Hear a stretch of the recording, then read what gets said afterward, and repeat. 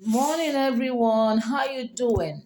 Today on Diction and School Matters, we shall be looking at when to start preparing children for external examination.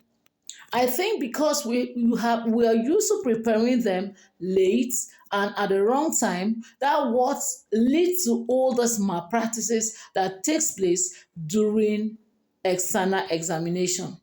It is even worse today than when you go to some schools. It's not to most schools when they get to SS3, children have gone out of the school to go to schools where they will either copy the answers for them on the board, or they will have someone seated close to them writing and they are copying into their books. That is the height that we have gotten to.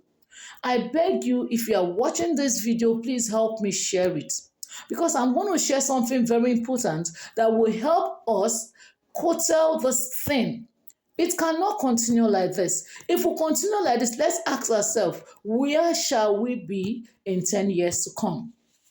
Where shall we be in 20 years to come? If all those countries we are running to do this, to do that, are behaving the way we are behaving, what will be their faith? What will happen to them? What will happen to the educational system all over the world? We'll discover that we will have no standard in our educational system.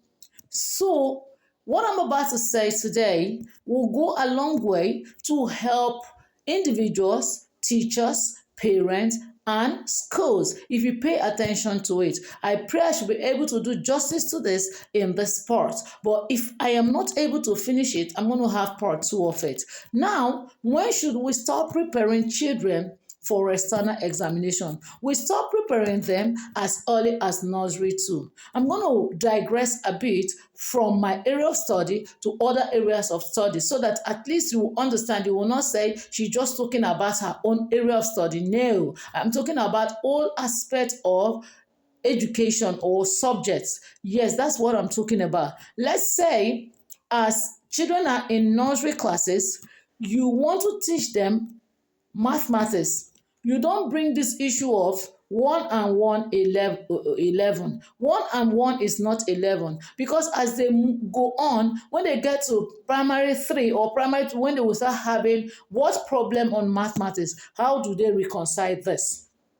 You see it now. Most times they look at it, what are they really doing in the nursery? You don't know that is the foundation of the school and that is the foundation of the class. You have to put competent people who are capable of taking those classes, as that will help these children to plan and remain focused.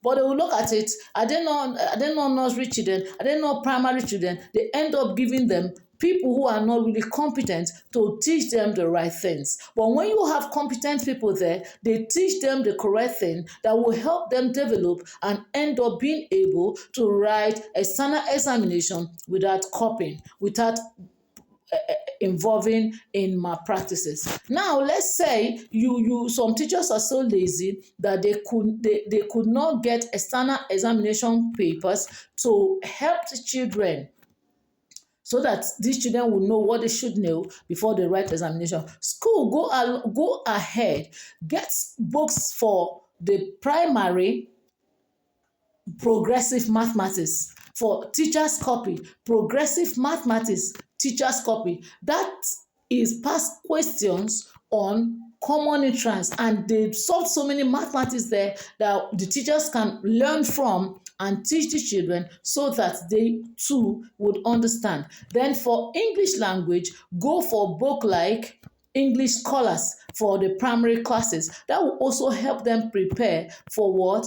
External examination. If the teachers are using, let's say they have the children's textbook, and whatever textbook they are using, they now marry it using some of the questions from this progressive mathematics and from the what? English scholars, to teach these children both in class as classwork and as what? Um, internal examination. That will prepare them for external examination. This will be helping these children to come to reality on what they are going to see in the examination, in the external examination. Because Parents have checked it that because of the way it is going, they end up giving children maybe lesson by the class when they get to that examination class to prepare them. That is not when to prepare them. You start preparing them as early as primary nursery too. Then now you start using past questions as class activities, as home activities, as internal examination, lifting them up the way it is from past questions. If you are not able to lay your hand on these books, go by past questions and start any topic you have to teach the children. You try to see how you can give them from the past questions into their internal examination and help them achieve this. We're talking about for the primary classes. And when these children are used to this, you discover that they will end up not having this fear of facing external examination. We don't prepare children for external examination when they get to that external examination class. That is where we have missed it. Yes, that is where we have missed it. If children want to write common entrance, you don't start preparing them from that class. You start preparing them from primary 3. That is when you start lifting up questions from past questions, the way it is, the ones they can do after you must have solved it in class, and you give them close something like that too in the class as home practice and in their internal examination. Before they will get to that primary 5 or primary 6 when they will write this exam, you see that these children are good to go. Yes. Please, if you have not followed me on my YouTube channel, on my Instagram, on my Facebook, TikTok, please try to follow Diction and School Matters. Please try to share. Please just do me that favor to share. Thank you.